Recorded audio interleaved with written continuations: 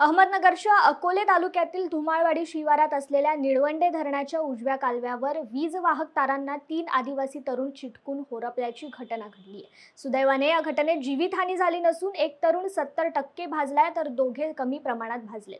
दत्तू गावंडे, नितीन मध्ये आणि रोशन मध्ये हे तरुण धुमाळवाडी शिवारात उजव्या कालव्याच्या शिवारात ट्रॅक्टरवरून जात असताना या पुलावरून गेलेल्या तारांचा ट्रॅक्टरला स्पर्श झाला आणि विद्युत प्रवाह ट्रॅक्टरमध्ये उतरला। यावेळी तरुणांनी केलेल्या आक्रोशामुळे स्थानिक जमा झाले आणि त्यांनी तरुणांना तातडीने अकोला येथे रुग्णालयात नेले। या घटनेमुळे महावितरणाचा आणखी एक गलथान प्रकार समोर आलाय।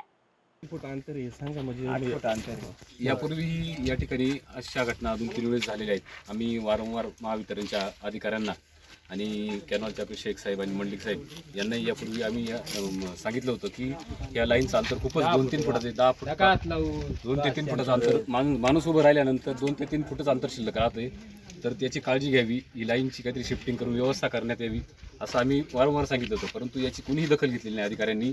आणि आता असं वाटायला लागलंय की कुणीतरी याचा बळी कोणाचा तरी बळी घेतल्याशिवाय हे लोक काम पूर्ण करणार नाही का। वर्ष झाले आमच्या गावामध्ये कॅनॉलची कामं चालू आहेत। आम्ही एक माणूस 12:30 वाजता कॅनॉलच्या याच्यात 30 फूट खाली पडला होता, तोही वाचवलाय। आजही या मुलांचं काय होतंय काही सांगू शकत नाही आपण, तरी याची दखल प्रशासनाने घेऊन योग्य ती कार्यवाही करावी आणि योग्य तो व्यवस्थित सुव्यवस्था करून द्यावी नागरिकांची, अशी आमची मागणी सर्व